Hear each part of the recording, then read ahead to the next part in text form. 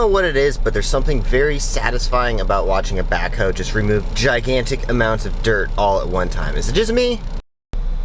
Yeah, how sick is the lion shirt? Ladies and gentlemen, welcome back to another video. I've been thinking about this a lot lately, and a YouTuber is basically someone who spends like hours and hours and hours of their time learning something to basically reiterate it and make it into a 10-minute form. And that's basically what I'm gonna do. I'm gonna basically take about 50 or 60 hours of reading of my best books, and I'm gonna talk to you guys about how I've applied them and all that good stuff. I made a video, a short recently, about a successful person is the person who is successfully mastered this form. You educate yourself, whether it's reading books or something else. You apply that information, because if you don't apply that information, you've essentially learned nothing, and then you'll eventually forget it, and then you'll maybe revisit it back in life. Oh, I knew that. Why did I forget? Why did I apply that? And then creating a system around it. Once you've mastered the educate, apply, and then create a system around it, once you have so many systems in place, life gets a lot easier. And I've realized it's basically just about, like, making money is basically about just creating systems about doing everything. And I'm going to talk about the 5 books that I've read that have really changed my life, and hopefully they can change your guys' life, and hopefully you don't even have to read them. You can just watch this video, and it's only going to be like 10 minutes long, and you've saved yourself like 60 hours of reading. But still, I can't tell you all the good information that's in these books, so I would still highly suggest reading them. I've read 65 books in the last just under 3 years, and these books really stood out. So I'm going to talk about what I learned, how I applied it, and hopefully you guys can take something from it. Anyways, basically I've kind of come to the conclusion that making money is about analyzing conversations, scenarios, creating opportunities, and then seizing those opportunities. And the wider you can zoom out your lens, like a lot of people are looking at life like this, and they're only looking at like certain little situations, and the further that you can zoom out, the more opportunities are there. And that basically comes from my favorite book, Rich Dad, Poor Dad. This is the book that made me quit my job a few years ago, 5 years ago actually, 5 years ago. I quit my job, took a step back in life so that way I could take a few steps forward and basically create the business that I have. And now this business is, I can safely say I feel like it's thriving. We're very booked up with shows. Our shoes, by the way, our Alpha shoes, the skate shoes that I said, I don't know if they're ever gonna come.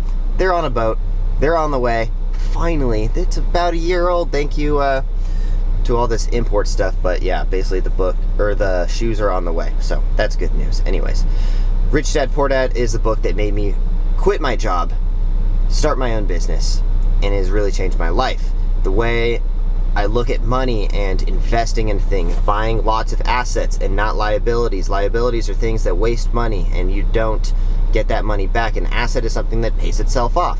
The biggest asset that I've ever bought in my life, not the biggest, the most important, was the trampoline that I paid, I believe it was like $8,900 for about 5 years ago when I first started my business.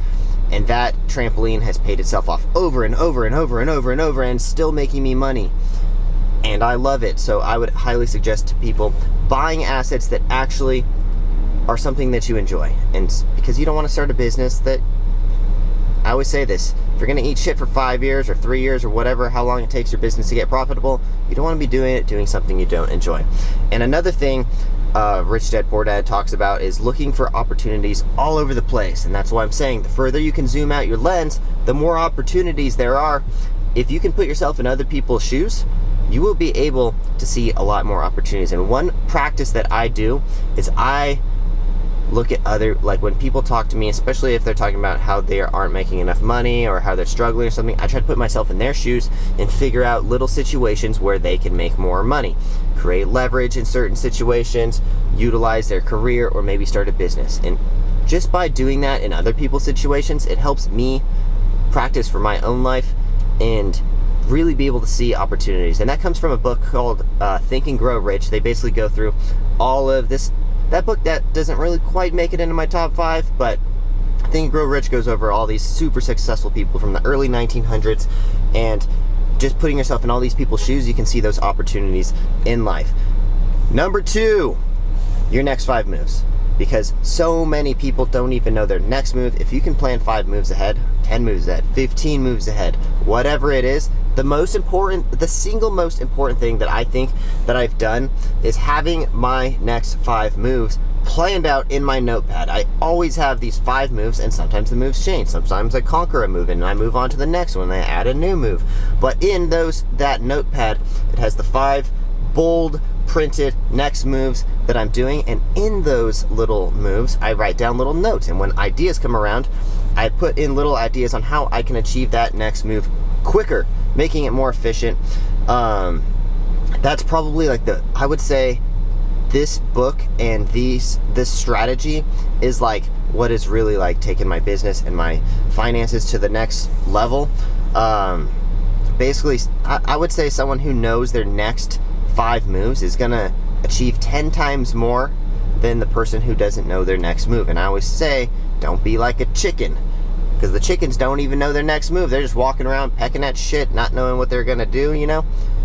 You gotta be planned out, and the further you can be planned out ahead and know, like, have a schedule, especially as an entrepreneur, it is so damn important to know your next moves.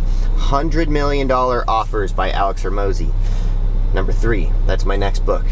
It's a book that not only does the like idea of the book really like it just really captures your imagination and takes you into like so many different ways you can think of, like creating opportunities and creating offers, especially as a business owner. If you aren't a business owner, maybe it's not the greatest book for you, but as someone who wants to have their own business, this book is crazy good. One of the things, I'm not even sure if this is in the book, but one of the main highlights that I took from Alex Hormozi was so if you have a 75% profit margin, an 80% profit margin is double. You are literally doubling your profit, basically, because if I have a pair of shoes that I'm selling that I pay for $20, that's how much it costs me to make them, and I am getting 75% increase on my sales, I'm selling it for $80, right? There's an 80% there's a 75% profit margin if I go 20 to 80. But if I go 20 to 100, which is a 80% increase, I have now doubled, because now I can make double the amount of shoes. Does that make sense, guys? It's a very hard concept that I was like, oh my God, just increasing by 5%, it's like a game changer. And if you can go to 85%, it's even higher, and it's like an exponential growth. So just if you're selling things, try to be in the 80% profit margin, because that is a humongous thing. And I just raising my prices on everything has, one, created more leverage, because I have more leverage to lower the prices of our shows later if we need to.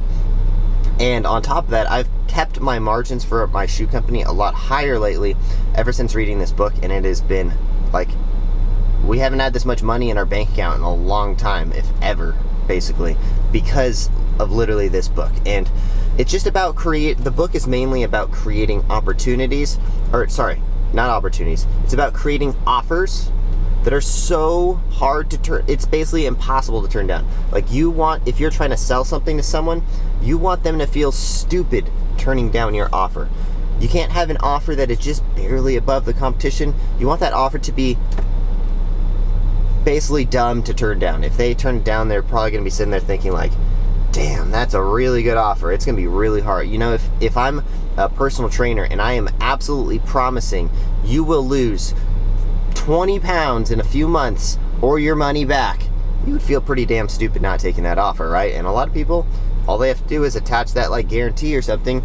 It might make their offer completely irresistible.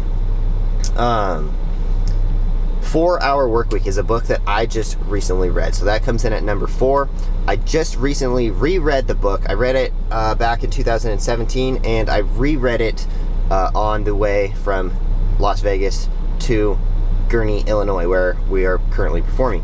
And this book, man, they redid the book. It's a little bit longer, but it's more updated, because the book was originally written back in, I think, like 2006 or so, and the updated version is phenomenal. Anyways, the 2 things that I've applied from this book, one is I've basically shortened everything up, and as I've talked about this many times before, I used to have a hour of the day where I would go to the gym, an hour of the day, a few hours of the day where I'd create YouTube videos, a few hours of the day, or an hour of the day or so that I would ship the shoes and everything for my business.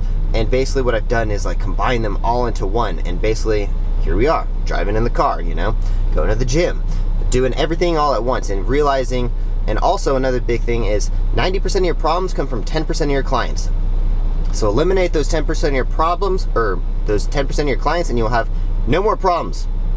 Just kidding, you will not have no more problems, but the amount of problems you will have will be significantly less. And just like the next big takeaway from this book is dieting your information. Going on an information diet, and I've been doing that lately. And listening to, I hate to say it, but listening to a lot of my friends talk and the shit that they're talking about, I'm just like, I gotta let this one go in one ear and out the other, because this information is not helping me. Eliminate the excess BS in your life. Like, whether it's like, for me, it was like politics and stuff. Like, I'm just gonna let it go. Doesn't help me at all. Doesn't change my life. Doesn't make me feel any better. Doesn't do anything. Literally, I can't control most of this stuff, so I'm gonna just eliminate it from my life. And a lot of like the drama that my friends talk about and like all this other stuff, I'm just like, this isn't helping me. And basically, it's like, imagine if you were trying to lose weight. You got to cut out the excess carbohydrates and excess calories that your body doesn't need, and focus on just the things that you do need, like proteins and fats, right? So that's how you lose weight. In order to be more successful and make your life more efficient, you got to cut out the extra BS that, frankly, a lot of things don't help you and they don't make you happier. And why would you do it if it's not helping you or making you happier? I can't really see a reason why. So the last book is the one I read about a month ago, and it is How to Win Friends and Influence People. And I love this book. It really changed my life and the way I look at conversations and how people speak to each other. And like, do not criticize, condemn, or complain is something that has stuck in my mind. You'll never see me criticizing anyone ever again. I'm gonna do my best. You'll never see me condemning someone. If someone screws up, like a lot of times, like maybe we'll have like stage, like this is just an example. Like a lot of the stage hands or something, they're pretty new to the job. They screw up a lot of times. The worst thing I could do is tell them you screwed up. Put them down. They know they screwed up, Someone knows if they screw up. You don't need to tell them that they screwed up. What you need to do is help them, or encourage them to do better, or compliment them and let them know. When someone loses, or like the last thing you want to do is rub it in their face. No, you bring them up and make them feel better. And that person is much more likely to work with you in the future. A lot of people apply for my show when I do casting things, and they always ask, what skills are required? And this is such a silly question, because like, if you are a super responsible, you're a really good person to be around, you don't complain, like complaining is number one. If someone is complaining, especially in my business, like if you're complaining about bouncing on a trampoline or riding a bike around or something like that, you're gone. I'm not even gonna work with you. If you have to complain about getting paid to have fun, you're gone. That's like my non-negotiable for people that I hire in my business. And just like, you don't ever want to be around someone who criticizes people, complains, or anything like that. And when people ask me what skills are required, I'm like, it's more about what people skills are required. Like, you have to be a good person. Like, there's so many people that come into my business and I have to get rid of them because they just are not good to be around, and no one wants to be around someone that sucks to be around. Like, does that make sense? Of course it makes sense. No one like that. Anyways, I'm a little dumb sometimes. Anyways, just working on your people skills is probably like the single greatest thing that you can do to advance yourself in business and life, because who doesn't want to be around someone that's super fun to be around, right? Anyways, that book I would highly suggest to everyone read. There's a bonus book that I'm gonna throw in the end, but I don't think you need to read it. I think you can listen to this next 2 minutes of me talking and get the entire book down. And it's Extreme Ownership. And Extreme Ownership is a book by Jocko Willink, something like that. He's a former Navy SEAL commander, and basically, if you don't own everything that happens in your life, and if you place the blame on someone else, or just don't own it, like if something happens, you can always take enough steps back in life and own that mistake. And if you don't own it, you're never going to learn from it. And that's the only way to advance yourself, is by owning absolutely everything that happens to you in life. No matter what, you can always own that mistake if you take enough steps back. And that's how you're gonna learn, and that's how you're gonna become a better person. So, that being said, if you guys enjoy these videos at all, I put in, I don't know, 60, 70 hours of reading to basically reiterate it into 16 minutes and 45 seconds. So hopefully you guys take some information from this. Please smash that like button down below, or if you guys wanna do some extra credit, please share it with some friends, because I firmly believe that just doing this and listening to books and applying the information that you learn and then create systems around it will change everyone's life. And right now, with inflation and gas prices and people struggling, there's no better time to educate yourself and really take your finances into your own hands. I just strongly believe, I don't know. It's just very important to me, and I really try to help people as much as possible. So this is all free information for you guys, so the least you could do is a little smash of the like button. Anyways, make sure you guys subscribe. We will see you guys the next one. If you guys want to order the Alpha skate shoes, they are actually on their way on a boat now, so the pre-order, I can say, is gonna be, they're on their way, you know. Anyways, thank you guys for watching. We'll see you guys in the next one. Thanks for watching. Go to offaxisathletics.com. Use the discount code OFFAXISTANNER for 30% off. We'll see you guys next one. Drive safe. Peace, guys.